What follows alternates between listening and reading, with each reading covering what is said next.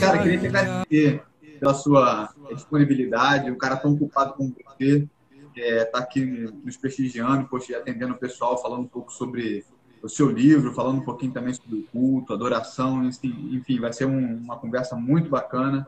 Marco que tem uma voz excepcional, assim, eu fiquei vários dias ouvindo seus discos, ouvindo as entrevistas, e assim, é algo fantástico mesmo, o seu timbre, o jeito que você usa a música, é um negócio assim, realmente, quem não te conhece está perdendo, meu irmão, está perdendo. Poxa, que Parabéns. bacana, que legal. Fico feliz, mano. De verdade mesmo. Obrigado pelos elogios. E é isso aí. Estamos aí. Pra mim é uma honra estar aqui falando. Eu vi na página de vocês que vocês já entrevistaram gente boa demais aqui. Eu vi vocês já falaram com o Estênio Márcios, né? É, Queridão do claro. meu coração. E com tantos outros bacanas. Ah, o Diego Venâncio também, né? O Eduardo Mano também já passou por aqui, né? Todos eles são muito queridos do meu coração. Todos. Pessoal da turma boa aí, né, cara? É, cara. Então, Marco, além disso, né, a gente queria conversar com você um pouquinho sobre algumas questões que a gente acha interessante, né, que você tem colocado no seu livro, colocado de uma forma geral, assim, que eu acho muito válida e muito pertinente, mas também muito necessária para o nosso dia. A gente vive Uhum. uma fase de crise, né, dentro do meio, digamos assim, né, vou falar de uma forma mais comum, mas a gente vive uma fase meio de crise. A gente precisa o tempo todo estar colocando boa música, boa informação, boa teologia para que as pessoas possam conhecer mais, perceber que, na verdade, existem alternativas e, em Isso. primeiro lugar, a gente precisa conhecer a palavra de Deus, conhecer a teologia, conhecer de uma forma profunda, para que aí sim a gente possa julgar todas as coisas pela teologia, pelas Sagradas Escrituras. Eu acho que isso é importante, né, na verdade. Sim, sim, sim, sim, é verdade. Eu acho que boa parte dessa crise que a gente vive hoje na música cristã brasileira, ela tem relação com esse abandono das premissas de fé, com essa desassociação da música cristã com a teologia, né? Infelizmente, por um tempo, a teologia ficou até mal vista na igreja, né? É, enfim, ela foi tratada como se fosse algo que esfriasse a paixão cristã, que engessasse, né, a piedade cristã. Ela era vista como, enfim, como um problema para a vitalidade da igreja. E isso acabou ocasionando um declínio terrível que a igreja viveu. Né? A gente percebe essa desassociação também da música cristã com o púlpito, né? Da música cristã com o púlpito, até visivelmente, porque quando na década de 90, especialmente, começo dos anos 2000, quando o ministro do louvor começou a tomar conta dos momentos de louvor ali, começou a ser a figura principal do culto, o púlpito ele é tirado dali do meio, né, do centro, ele é colocado na lateral da igreja. Nesse período a gente escuta muita gente falando, a gente escutava muita gente, muitos pregadores falando depois de um longo período de louvor, pegando o microfone para dizer, olha gente, eu acho que o que Deus tinha para falar, ele já falou. Então, aí a gente percebe claramente que está havendo um divórcio, uma desassociação da música com a teologia, uma guerra, e a música ela vai se desassociando da palavra, se desassociando da pregação e vai, enfim, buscando caminhos cada vez mais de ignorância, de sentimentalismos, vai encontrando outros terrenos para florir, né? Esses terrenos são todos eles terrenos de emoção, né? E não de razoabilidade de fé, não de doutrina, não de teologia, e é um problema, né? Infelizmente. Agora me fala, você é um cara totalmente contrário ou o oposto a isso que você falou. Você dá para perceber na sua música, no jeito que você faz música. Conta um pouquinho da sua história, como é que você se relacionou com a parte musical, mas também com a parte teológica. Como isso se deu para você? Eu sou filho de pastores, plantadores de igreja. Então, desde muito novo, a primeira coisa que entrou na minha vida foi a música. Desde muito novo, das duas, né? Música e teologia. Então, a música ela veio primeiro. Eu, quando era muito novo, 5, 6 anos de idade, eu já estava ali no meio do grupo de louvor, já estava ali entre os irmãos que eram os músicos e tal, já aprendendo alguma coisa. Outra, minha mãe era a líder de louvor da igreja. Todas as igrejas que meu pai plantou, minha mãe era a líder do louvor. Então, sempre estive envolvido com esse setor. Quando eu fiz 18 anos, acho que 20 e pouquinhos, foi quando eu entrei no seminário. Primeiro eu entrei em psicologia, mas aí decidi não levar para frente psicologia e fui para o seminário. E aí foi quando a teologia foi ganhando um espaço também significativo no meu coração. E aí eu louvo muito a Deus por isso, por ter feito teologia, porque eu pude fazer na minha cabeça esse casamento da música com a teologia, né? Quando meus pais se converteram, eu era muito criança ainda, tinha meus, sei lá, 4 anos de idade, eles se converteram numa igreja presbiteriana. Então, minha base de fé era reformada, minha base de fé era presbiteriana, e aí o seminário acabou trazendo uma espécie de reforço a esse tipo de teologia ortodoxa. Então, foi assim que eu comecei a compor as minhas músicas, foi com o desejo de servir a igreja e também com o desejo de colocar em harmonia e melodia conceitos teológicos, né? Conceitos teológicos. Eu fico muito satisfeito em estar trilhando esse caminho. Não é popular, também não fica muito famoso, também não é essa a questão, né? Não é esse o desejo, mas me dá muita alegria, me dá prazer. Quando eu olho para o trabalho que eu tenho feito, né? O que eu tenho construído de música, de arte cristã, eu fico satisfeito. Eu me sinto feliz com aquilo, eu me sinto autenticado. Então, para mim, isso já é o bastante. Não fica famoso, mas faz famoso o nome de Deus, né? Isso é mais importante. É mais importante. Pois é, que ele cresça, né? Com certeza. Uma questão assim você estava até tratando sobre essa questão da dissociação da teologia com a música, né? Seria uma solução. Eu não digo que todo músico, todo compositor deva ser um teólogo, não é isso. Mas pensar teologicamente é um pressuposto válido, né? Eu acho assim, cara. Eu acredito que é bom que o músico, o músico da igreja local, ele tenha esse cuidado de pensar com categorias teológicas, de visitar bons livros, de visitar bons materiais de cunho teológico, porque ele está lidando diretamente com a saúde da igreja. A música é uma coisa muito importante dentro da igreja.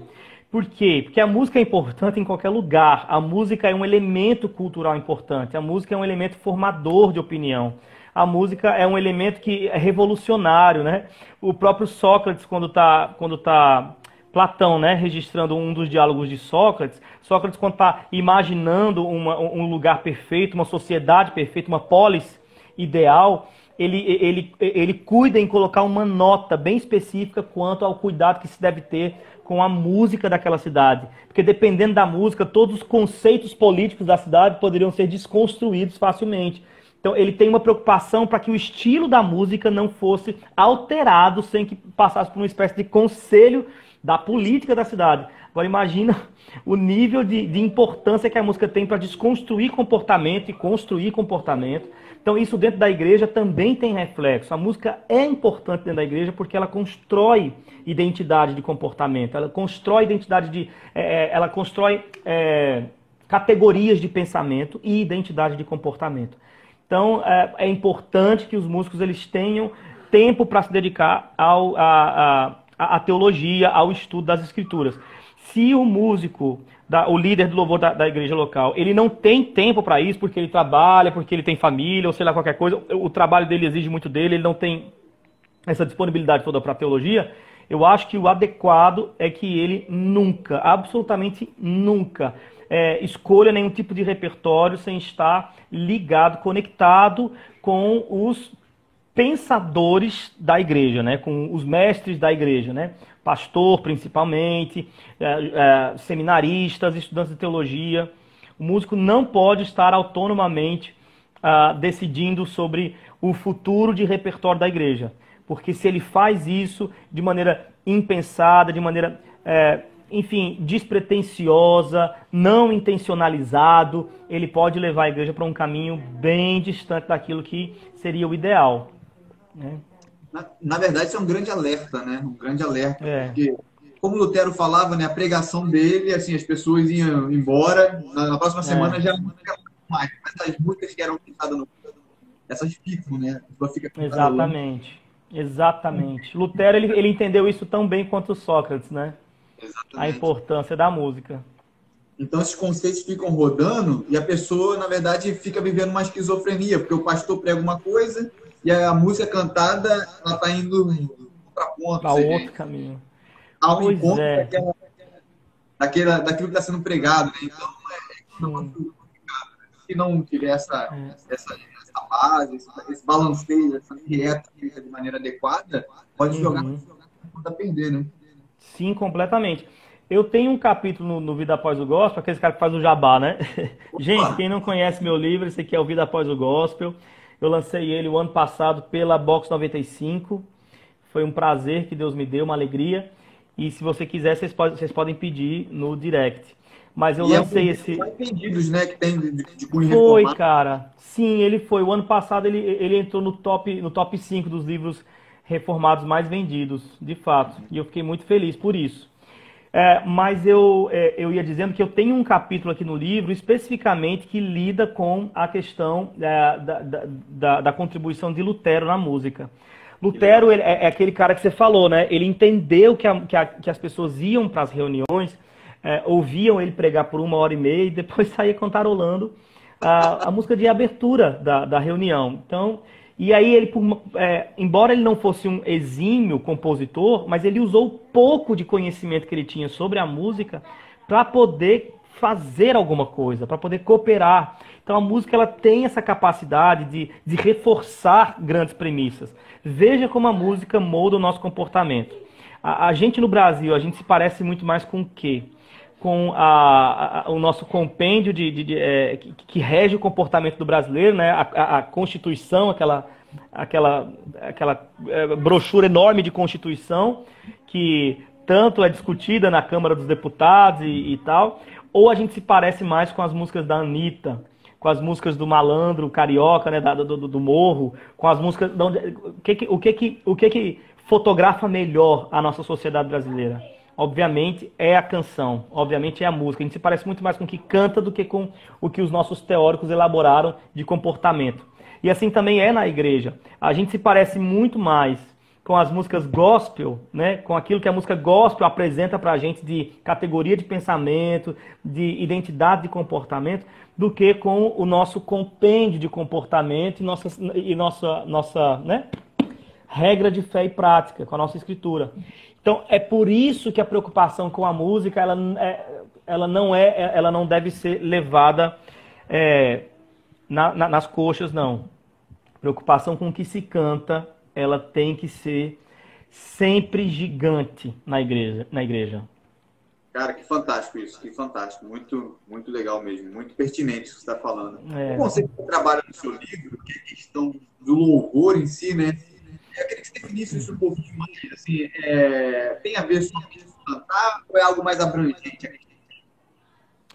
eu acho que a gente tem que, de fato, quando a gente vai pensar em uma reforma dentro da estrutura de música da igreja brasileira, a gente tem que começar lidando com conceitos. E eu acho que a gente misturou tudo ao longo desses últimos anos, né? Louvor parece que é sinônimo de adoração, que é sinônimo de música, que é sinônimo de corinho, tudo é a mesma coisa, uma bagunça de terminologias, e parece que nada tem contraste entre si. E aí, a primeira parte do livro toda, ela trata sobre conceitos, né? Então, o primeiro capítulo eu vou isolar o conceito do louvor e olhar para ele, né, à luz das escrituras, o que seria louvor. Aí, o segundo capítulo eu vou olhar exclusivamente para o termo adoração e vou tentar gerar esse contraste entre louvor e adoração, porque tem gente que ainda pensa que louvor é música agitada e adoração é música lenta. Tem gente que pensa com essa categoria primitiva. Louvorzão. Tem gente que lida com a categoria do louvor e adoração dessa forma, imaginando que fosse música agitada, música lenta.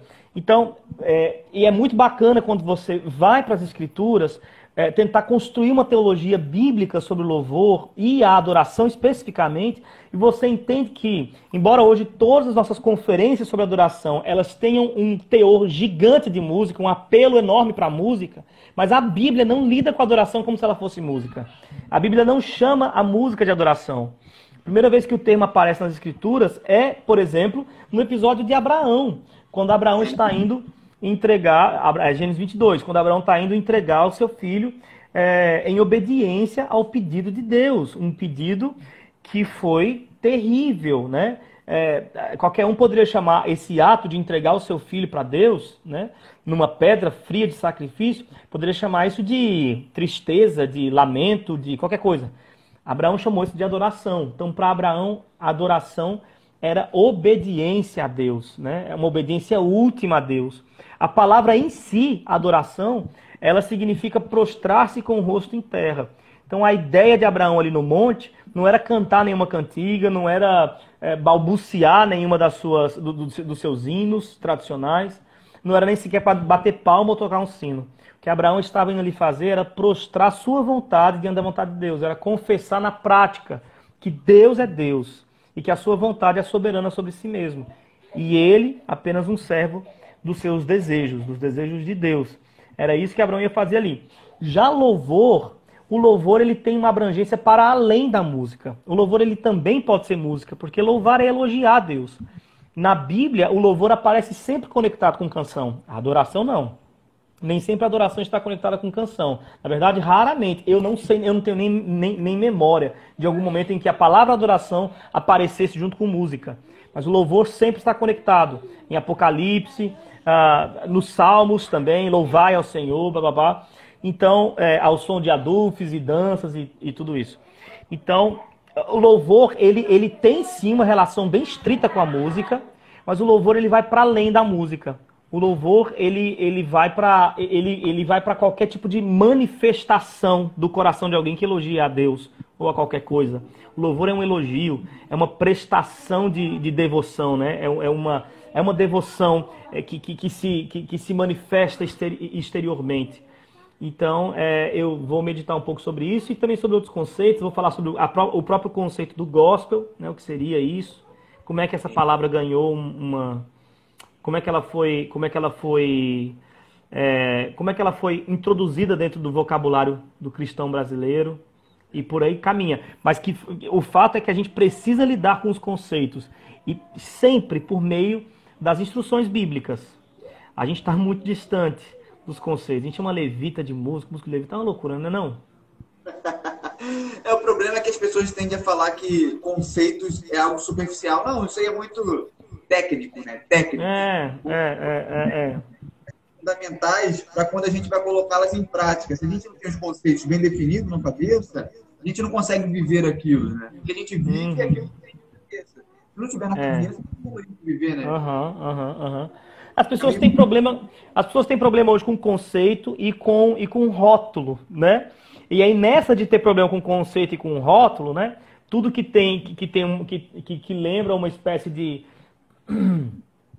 sistematização, as pessoas têm tanta fobia de sistematização, de conceituação, de rótulo, que elas desejam viver uma vida fluida e aí acaba que não se elaboram em cima de nada, elas não se sustentam para além de si mesmas, de forma nenhuma, porque acabam edificando, se é que essa é a palavra justa para o assunto, edificando uma vida gelatinosa, uma vida que não tem estrutura de posição. Isso não é bacana de forma nenhuma. Na verdade, essa é a grande crítica da filosofia para o nosso momento, né? O Zygmunt Bauman, ele é um sociólogo que provavelmente cunhou o termo com o qual nós vamos ser identificados pelos nossos netos, né? Uma geração líquida, uma geração que não tem firmeza em suas relações, que não tem firmeza nos seus pensamentos, e é uma geração que tem verdadeira fobia por conceituação. A gente perdeu pontos de referência. Assumir conceitos, lidar com conceitos, assumir verdades eternas, isso é primordial para se obter sustância para além de si mesmo. Você nunca irá para além de si mesmo se você não tiver fundamentação. Entende? Então é importante lidar com os conceitos. Eu lembro também de um paralelo que as pessoas tentam fazer, né? Ou seja, elas tentam viver uma vida de cristianismo, ver o cristianismo sem estarem pautadas nas doutrinas, né? Eu ouvi uma teologia, enfim, um exemplo que eu achei muito interessante, que as doutrinas é como se fosse um esqueleto. Uhum. A vida em Cristo é como se fosse a carne, né? Então, é impossível a gente estar de pé, como você falou, tem que as doutrinas estejam bem solidificadas, bem clara na nossa cabeça. Então, a doutrina, por isso que você falou, é muito interessante. Tem um outro ponto que você levantou em relação a essa ideia do louvor. Dentro dessa perspectiva, ele pode ser mensurado, ele pode ser classificado, ele pode ser julgado à luz da palavra, então, né? Exatamente, ele pode sim. Ele pode ser mensurado, ele pode ser categorizado. Adoração não. Adoração é uma coisa lá dentro que você não consegue definir quem é que está adorando e o nível da adoração de cada um, né? Mas o louvor sim, o louvor você pode categorizar. Aquele camarada ali, ele louva muito bem. Aquele outro ali, quando vai elogiar Deus por meio da sua prédica, ele faz isso de forma muito impressionante. Aquele outro precisa trabalhar melhor, aquele outro sabe discursar bem, aquele não sabe discursar bem. Então, do lado de cá da nossa humanidade, a gente pode olhar para saber quem é que está louvando bem e quem que não está louvando bem. A gente pode definir quem são aqueles louvadores que tiram o fôlego da plateia e aqueles louvadores que não tiram o fôlego de ninguém e que estão mais perdidos do que seguem tiroteio. Mas a questão é que se nós estamos entendendo que o louvor é direcionado a Deus, aí é que a coisa vai mudar, porque as categorias de análise de Deus, elas não são as nossas. Isso desde os tempos de Davi, né? Samuel entendeu isso quando foi consagrar o novo rei. Ele entendeu que a categoria de Deus é diferente da categoria do homem. Aquilo que tira o fôlego do homem nem sempre tira o fôlego de Deus. Aquilo que corresponde a uma expectativa humana nem sempre corresponde a uma expectativa divina. Então isso desde Davi. Eu vou citar no livro o caso da mulher, da viúva pobre, que vai deixar uma ofertazinha de louvor ali, né? A sua contribuição são poucas moedas de prata que, enfim, a gente nunca poderia imaginar que Jesus destacaria exatamente aquela contribuição como sendo o padrão de contribuição, né? E ele destacou. A nossa vista, o louvor dela foi o mais empobrecido. O que ela prestou de devoção foi a conta menor, foi a conta mais insignificante, né? Mas aos olhos de Cristo, que é subversivo em si mesmo, né? Que vê o mundo e apresenta uma perspectiva de evangelho que subverte a realidade humana, aos olhos de Cristo, aquela oferta era o padrão. Era por ali que deveriam se balizar todos os demais louvadores do mundo. Não parte de si, não o que se sobra de si, não o que está sendo desprezado, não o que não está sendo utilizado, mas o todo de si. É o todo de si. Então, eu tenho os meus louvadores preferidos. Eu só não sei se eles são os de Deus também, né? Provavelmente um bom louvador nunca pegue no microfone. Provavelmente um louvador ao padrão de Deus nunca se apresente publicamente ou se sinta altamente desconcertado com o microfone na mão. Então a gente tem que ter essa perspectiva também. Daqui a gente vê de um ponto de vista, mas o ponto de vista de Deus é outro. Assim, a questão que eu estou querendo colocar também é porque muita gente tende a colocar isso apenas em relação ao foro íntimo, né? O que importa é o meu coração, aquele velho papo. Meu coração tá de boa, então o que vale é isso. Sim. A estética, a forma, ela também conta muito para aquele ser considerado um bom ou um mau louvor, né? Um louvor legal, agradável no sentido formático, né? No sentido das suas formas, ou não, né? Isso que eu estou querendo completamente. Não, você está entrando em uma questão que é da liturgia mesmo, né? Existe uma série de preceitos que o Deus do culto deixou para aqueles que vão cultuá-lo, né? O culto de Deus deve ser prestado à maneira de Deus, que foi o problema em Malaquias, né? Que foi o problema do povo de Israel quando o profeta se levantou para regular o culto, né? Para, enfim, voltar para os trilhos o comportamento litúrgico de Israel. Então, de fato, isso que você fala é também importante lidarmos, né? Nem tudo nem tudo que funciona, né, do ponto de vista pragmático dentro da liturgia ou dentro do culto dos nossos dias é aquilo que Deus espera de seu povo, é aquilo que Deus pediu de seu povo. e é aquilo que Deus aprova dentro do seu povo, né? A gente esquece do rei Uzias, que ele foi oferecer um culto a Deus da maneira como Deus não pediu que lhe oferecesse, né? Ele foi tentar ser rei e também ser sacerdote. E essas duas funções só encontram casamento em Cristo. Nenhum outro rei poderia exercer, nenhuma outra pessoa poderia exercer essas duas funções de em um mesmo momento. E Uzias experimentou aí como resultado disso uma lepra. Eu penso que muitos de nós estamos vivendo verdadeiras lepras na igreja, né? A igreja estava vivendo verdadeiras lepras, porque tem muita gente querendo exercer funções que não são suas, estão querendo exercer funções sacerdotais que são de Cristo, estão querendo exercer autoridades espirituais que são divinas, e isso está machucando a igreja, né? Tá gerando Tem muitos livros que tratam sobre isso, que tratam sobre um formato adequado de adoração. Eu gosto sempre de indicar, primeiramente, literatura em língua portuguesa, porque eu acho que os nossos teólogos brasileiros, eles constroem teologia com o pano de fundo do Brasil. Então, é mais facilmente aplicado na gente, né? Mas o Nicodemos tem um livro sobre Malaquias, né? Que fala sobre culto. Como é que é o título do livro do Nicodemos? Mesmo você sabe qual é o título dele? É Culto Segundo Deus. Culto Segundo Deus. Eu tenho ele aqui em algum lugar. Isso, o Culto Segundo Deus. Ele é muito bacana, muito bom, e ele vai lidar com isso de maneira primorosa. Primorosa. Uma outra coisa também interessante relacionado ao cristianismo, ele é dicotômico. As pessoas vivem o cristianismo de forma dicotômica. Isso na música também é visível. Música secular, evangélica, aí sagrado, para Deus. Eu culto a igreja, eu glorifico a Deus quando estou lá no domingo, na igreja, e os outros dias da semana eu estou cultuando a quem, né? Ou seja, a gente tem sempre essa dicotomia sagrado, uma cultura grega, uma herança grega. A ideia é o seguinte: essa forma de cristianismo, conceber cultura, música, tudo isso, interfere no jeito que a gente louva a Deus, no jeito que a gente adora a Deus, agora uma forma mais ampla. Sim.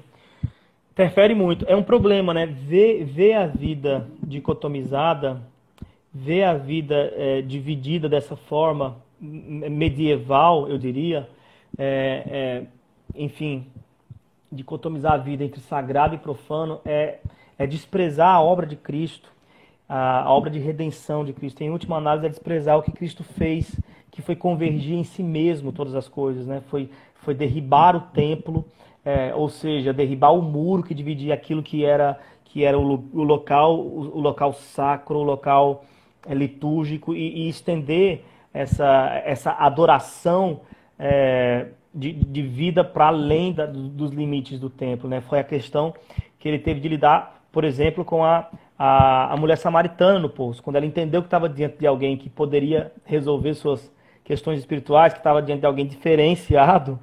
Embora ela não soubesse exatamente o nível de diferenciado que Jesus era, ela ia entender um pouco mais adiante, mas ela tirou a sua pergunta de gaveta e jogou para ele. E aí? Então, vejo que tu és profeta. Se tu és profeta, resolve minha questão aqui. Porque eu sou pecador, eu preciso adorar. E o que é adorar para a mulher samaritana? Adorar para a mulher samaritana era oferecer sacrifício para aplacar a ira de Deus. Né? Isso é adorar. Adorar é você oferecer um sacrifício.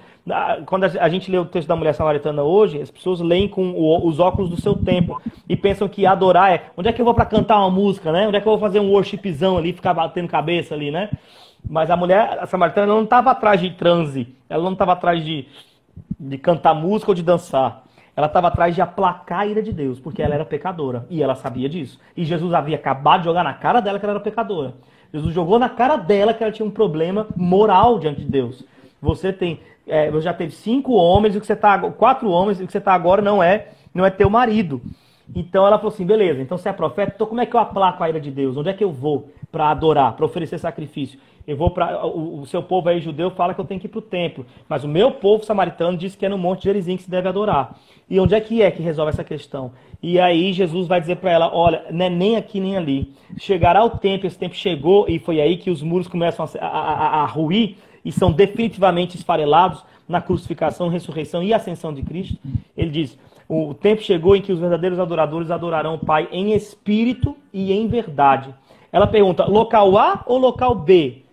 A gente espera que a resposta seja local A, ou então local B. Ou então, local C. Mas Jesus fala em espírito e em verdade. Que local é esse, em espírito e em verdade? E aí a resposta para essa pergunta, que local é esse, a chave para entender isso, essa resposta de Jesus, está na frase seguinte, que ele vai dizer: Deus é espírito, e importa que os seus adoradores o adorem com tal consciência do seu atributo, o atributo da espiritualidade de Deus. O que significa dizer que Deus é espírito? Significa dizer que Deus não está preso ao templo em Jerusalém, Deus não está preso ao Monte Gerizim, Deus não está preso ao meu formato, a minha preferência litúrgica, ao meu formato estético preferido. Deus, ele está em todos os lugares, ele está para além de mim, ele está para além da minha denominação, ele está para além de mim, ele é para além do homem. Então a mulher foi desafiada a uma adoração que fosse íntegra, que fosse para além da liturgia.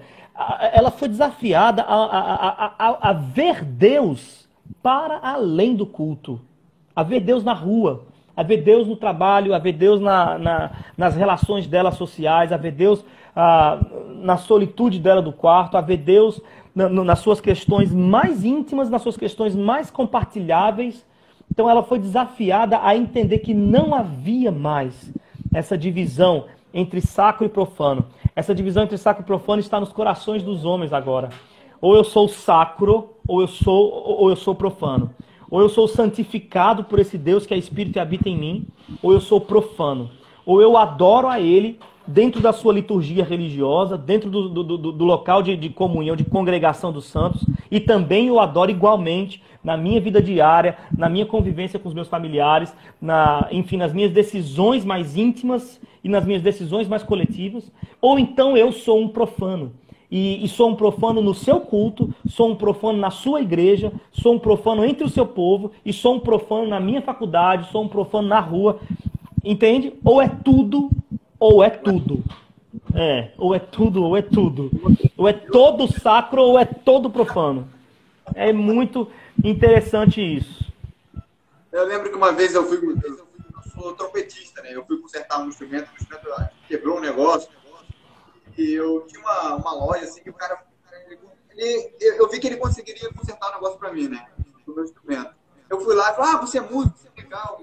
Você toca na igreja? Na época eu não estava tocando na igreja ainda, né? Eu falei: não, na igreja não, eu tenho trabalho com isso. Eu falei: então você não adora a Deus, você adora o instrumento? Eu falei: não, eu adoro no meu trabalho, fazendo as coisas que eu faço, mas eu dei esse exemplo só para mostrar que a gente tem essa ideia de adora a Deus apenas no momento que eu estou no culto, né? Isso é também equivocado. Eu estava no meu livro, eu vou contar essa história. Eu tive a oportunidade de visitar algumas igrejas lá para a banda da Espanha. Meus pais moram lá. E aí, visitando algumas igrejas lá, passei 2 meses pregando em algumas igrejas. E em uma delas, quando eu cheguei lá, 2 músicos me acompanharam. Eu fui cantar. Eu não gosto de que as pessoas que os músicos me acompanhem, porque eu não sei, às vezes, a qualidade, né, do músico que está acompanhando. Às vezes ele não vai ajudar, vai atrapalhar, né? Então eu prefiro assim, se eu não tenho tempo de conhecer de verdade os caras, de dar uma passada de som pelo menos, eu prefiro fazer minha voz de violão mesmo. E aí nesse culto eu não pedi para ninguém me acompanhar. No final da minha pregação eu fui cantar uma música, fui pro violão. E aí eu vi que chegou atrás, né? A bateria e o baixo começou a chegar atrás.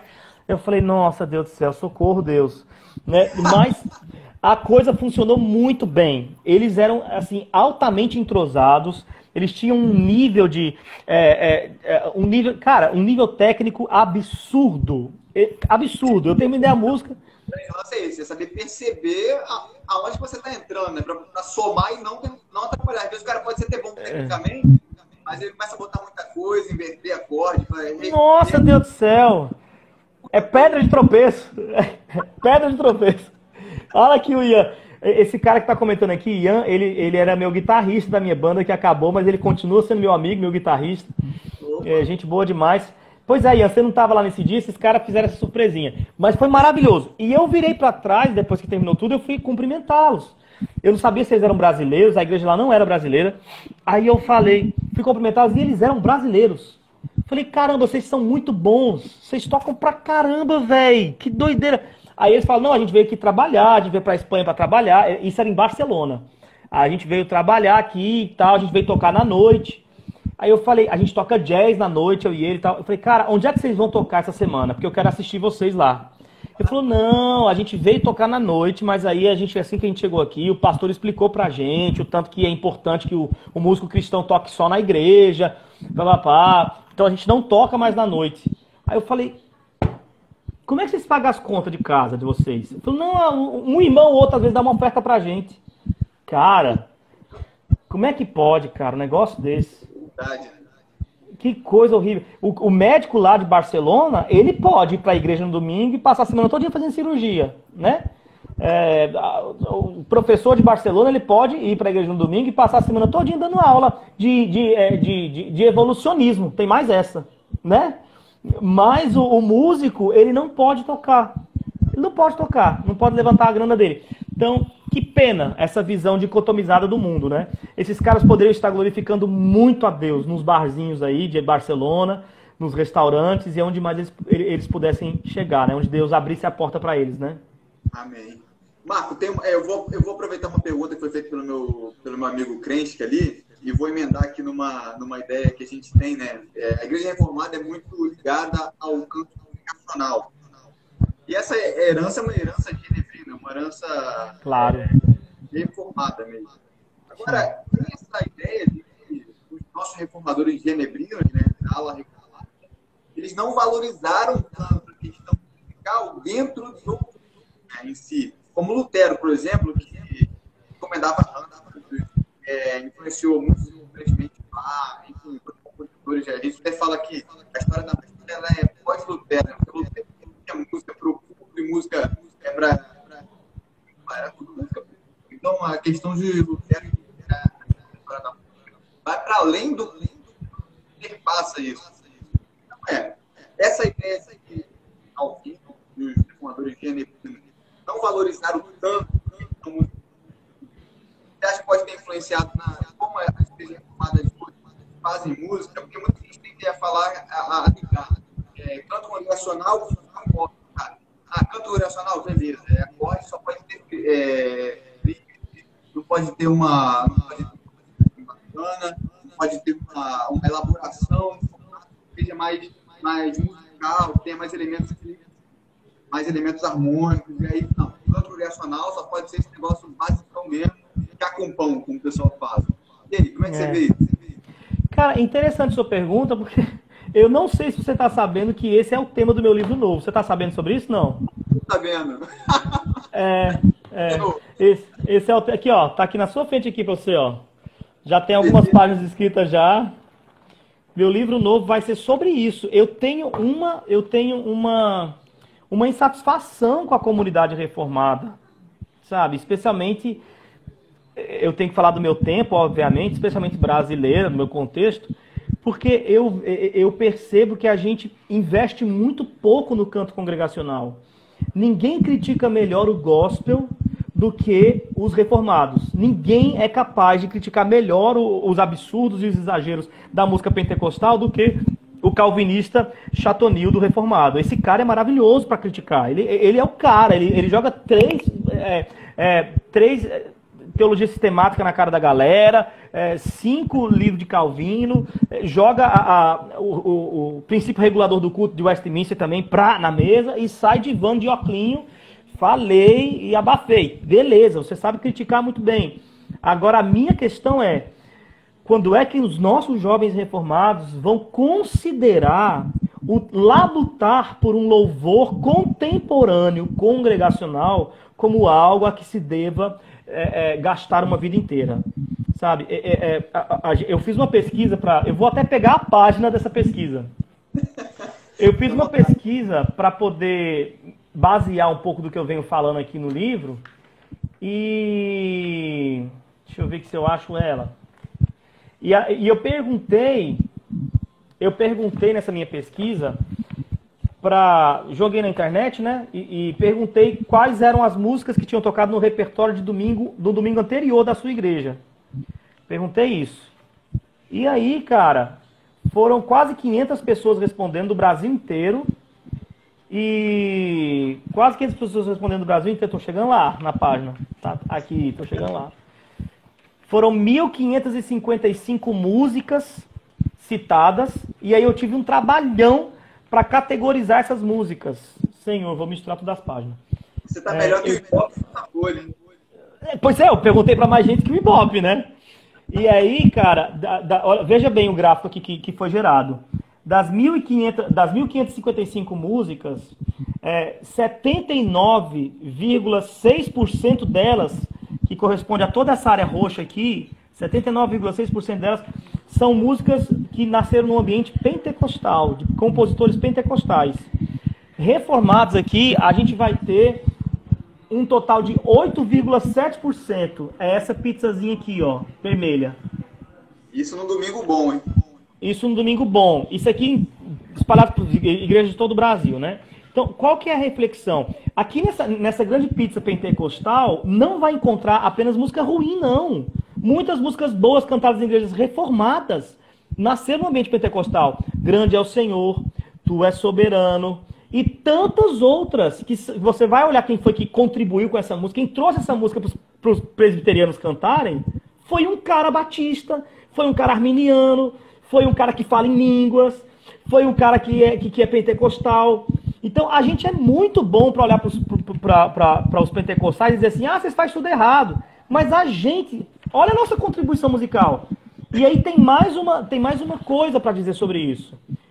Esses 8,7%, que eu vou dizer exatamente quantas músicas foram, não vou achar essa página não, também não vou atrás. Mas foi em torno de 200 e poucas músicas reformadas, das 1.555. É muito pouco. E dessas 200 e poucas músicas citadas, a grande maior parte delas, eu digo que 60% delas, foi do Projeto Sola. Agora, tira o Projeto Sola do mundo. Qual que é a nossa contribuição? Você está entendendo? Então, é uma vergonha o comportamento do cristão. E aí o que você colocou é importante ser pensado, ser ponderado. Que a herança genebrina, ela parece não valorizar muito a música. Eu não acho. Eu acho que Lutero valorizou em alguma medida a música. De fato, não foi uma mesma valorização, por exemplo, que Lutero deu para a música, né? Lutero, ele até compôs música, né? Calvino não tinha muito esse lance. E também, o que Calvino fazia em Genebra foi muito importante. Calvino, ele lutou muito contra a pirofagia religiosa, a pirotecnia religiosa da Igreja Romana, né? Ele queria descaracterizar ao máximo aquela pompa de culto. Então ele esvaziou tudo que podia. Para Calvino, se ficasse só o pregador e a Bíblia e as paredes brancas em volta, para Calvino era ideal. Ele pesou a balança no outro lado, ao extremo, para que tirasse toda aquela pompa. E isso foi muito didático, foi muito importante. Agora, o que rola? Para mim, o maior problema não está em Calvino, tá? Que cantou os salmos muito bem. Tudo bem, ele não gostava muito dos instrumentos, ele não aceitou muito a entrada dos instrumentos na igreja. Mas para mim a coisa dá uma piorada no século XVII, com os nossos irmãos lindos, maravilhosos puritanos. Um beijo para os puritanos aí. Que quando, na construção ali da Confissão de Fé de Westminster, boa parte deles vai entender que a igreja tem que se restringir exclusivamente à salmodia. Isso sem instrumento. E só os salmos. Boa parte dos puritanos, até daquela época, não liam assim o princípio regulador, quando o princípio regulador do culto diz que a gente tem que louvar salmos a Deus de coração. Boa parte deles entendia que a palavra salmos ali era representativa.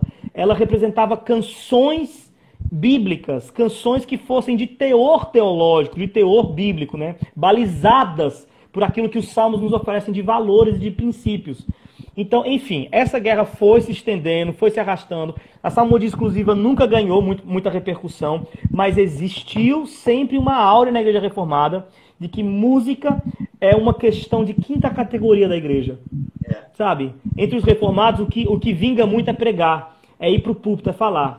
E os reformados se esquecem que não adianta. Você pode pregar bem, você pode fazer pregações positivas, você pode ler as confissões de Agostinho e as Institutas de Calvino uma vez por ano, seu idólatra. O que você não... né? Você pode fazer tudo isso, Mas enquanto você está conquistando o cérebro das pessoas, seus corações estão na mão do gospel e do pentecostal. A igreja nunca vai melhorar. A igreja do Brasil não, a igreja reformada não vai melhorar, enquanto a gente não tomar para nós também essa responsabilidade de contribuir numa inologia contemporânea saudável, compor canções saudáveis. Que legal, cara. Por isso eu acho fantástico o que o Tim Keller fala no livro Louvor, por mais que seja meio controverso a questão ali de inserir músicos profissionais no culto, né? Mas ele fala uma coisa muito interessante, que é por que ele colocaria um músico amador no culto, né? Amador que fala um cara que faz meia boca ali, né? Sendo que a palavra, na hora da pregação, ele não faz isso. Tem que ser um cara que fez seminário, um cara que estudou e tal, seja um pastor, alguma coisa assim. Ele não bota qualquer um para poder pregar. Por que na hora de fazer a parte musical, pode ser qualquer pessoa? Ah, você faz um acorde aí, beleza? Tá desafinado? Não, mas então é meio que... É descabido. Tá vendo? A gente tem um comentário aqui do Ramon, ele tá falando, os músicos só querem reproduzir aquilo que é sucesso e o ciclo não tem fim. Os músicos também têm problemas. Esse Ramon é um grande amigo meu, pastor, foi uma referência para mim quando eu era criança. Você conhece o Ramon Goulart? Eu falei para ele, cara, que incrível, meu irmão, que incrível. Você tem que chamar ele aqui para conversar com ele também. O Ramon, ele, quando eu era criança, ele estudava teologia.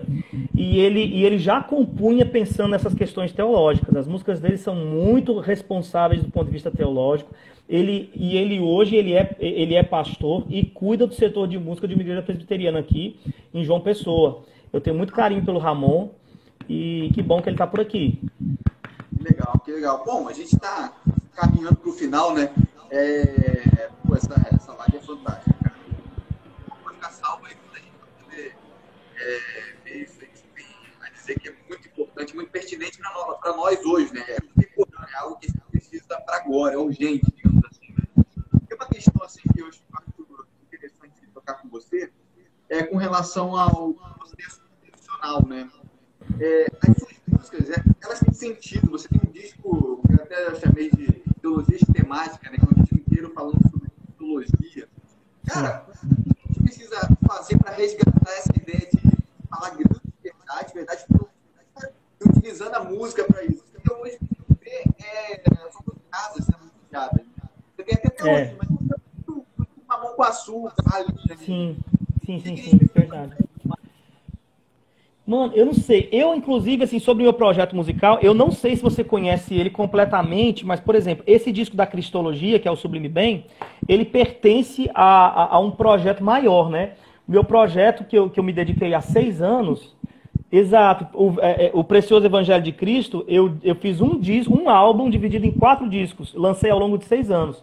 Então, eu peguei aquela divisão clássica do Evangelho, segundo a teologia, que é criação, queda, redenção e consumação. E aí, para cada um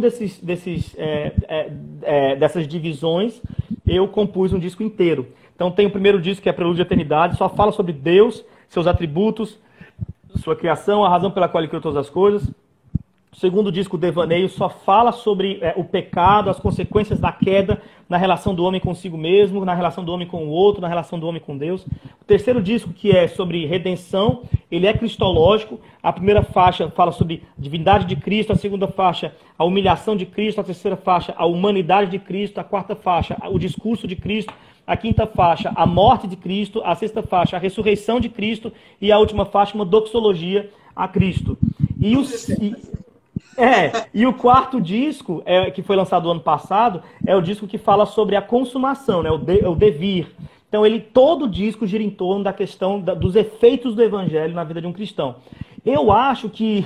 Eu não sei se tem uma fórmula para isso, meu amigo. Assim, de como fazer para fazer um...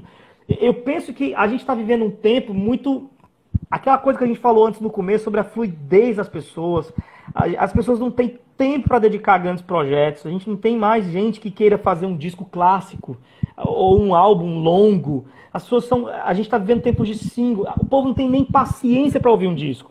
As pessoas não sabem nem que eu compus 4 discos. Quem me escuta por causa de Se Foi, depois escutou Confissão do outro disco. Eu fico pé da vida com isso, porque a minha música não foi feita para ser escutada assim. Minha música não foi feita para ser escutada isoladamente. Ou você escuta o álbum em teus 4 discos, Ou não me escuta, que esse cara, né? Maluco. Mas as pessoas hoje não têm essa estrutura de dedicação a um projeto longo. Eu não sei, amigo, o que fazer. O que eu estou tentando fazer é motivando eles por meio da minha escrita. Eu escrevi o Vida Após o Gospel, eu estou escrevendo agora o livro 10ª Marca, e tanto um quanto o outro é um incentivo meu para que as pessoas pensem um pouco melhor sobre o que estão compondo, sobre o que estão cantando, sobre o que podem oferecer. É o que eu posso fazer. Agora, se isso vai funcionar, meu amigo, não sei. Tem um trabalho também lá no Teologueiros, também, junto com o Douglas, né? Isso. Que é muito interessante, que faz algumas análises de algumas músicas. Pô, é muito fantástico lá do Teologueiros. Além do trabalho do Teologueiros, eu acho que o que eu tenho feito, assim, junto com os meus amigos, que mais me deixa feliz, é o Coletivo Candeeiro. O Coletivo Candeeiro é um selo que a gente está abrindo e a gente está meio que instruindo jovens músicos aqui do Nordeste a fazer a mesma coisa. O João Manô lançou recentemente o disco Ecoar, que é um disco também roteirizado, que também tem uma proposta para além de um single, uma proposta de ecoar máximas teológicas dos outros. Banda Ipona, que é uma banda que está cantando sobre a tulipe de maneira sistemática também. Não sei se você já ouviu, mas a banda Ipona é fantástica. A gente tem também a Ana Heloísa, que ela é de Natal, e ela tem um disco inteiro, assim, todo com marcas do Nordeste, cantando de maneira belíssima sobre o Evangelho, especialmente focado em missões. Então, o que a gente está fazendo é pegando pela mão um por um e tentando cada um encontrar o seu caminho. Sou muito feliz de fazer parte do movimento do Coletivo Candeeiro, mas o que vai gerar de resultado, se vai dar alguma coisa, mano, tá na mão de Deus. Só Deus sabe, Cara, quero fazer a última pergunta para você, é uma pergunta mais prática, que lidar com o louvor na igreja, né? E, poxa, eu acho que o conselho vai ser bem pertinente, bem proveitoso para quem lidar com isso na igreja. Para essa pessoa que é ministro de louvor, ou líder de louvor, enfim, quais dicas você dá para que o trabalho dela, né, dessa pessoa, seja um trabalho bacana, que glorifique a Deus e edifique a igreja? Isso também é importante. A primeira dica que eu dou é compre o livro Vida Após o Gospel.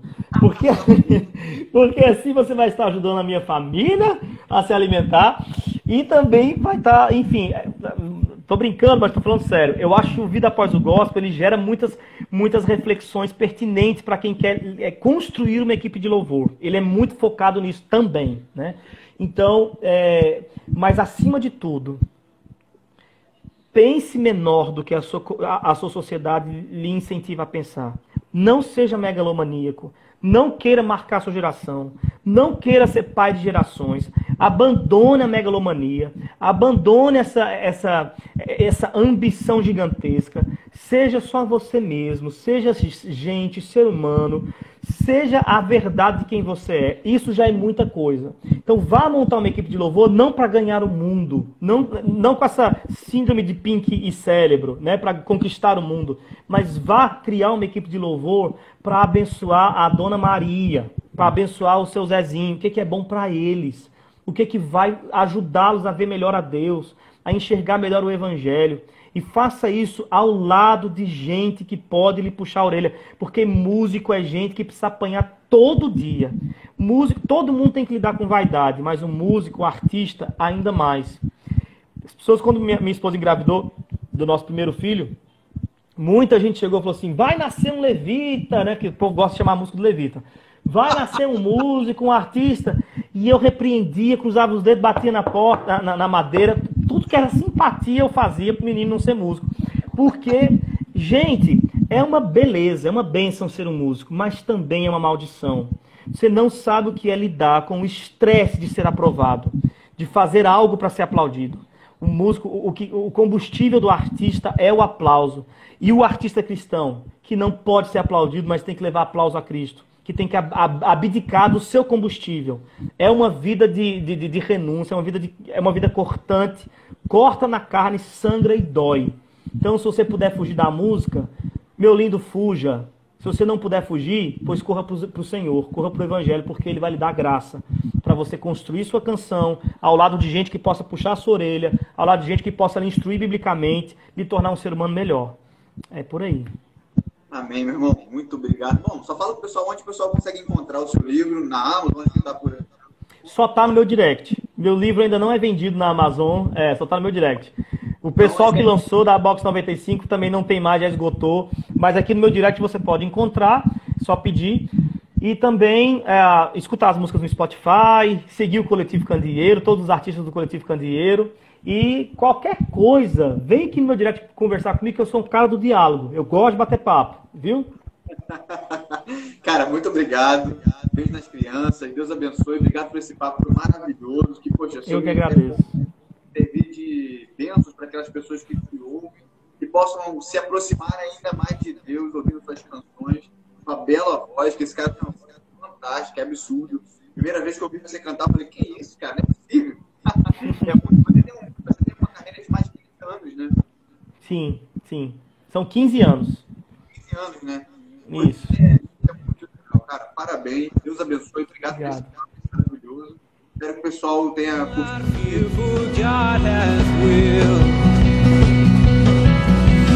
His truth to triumph through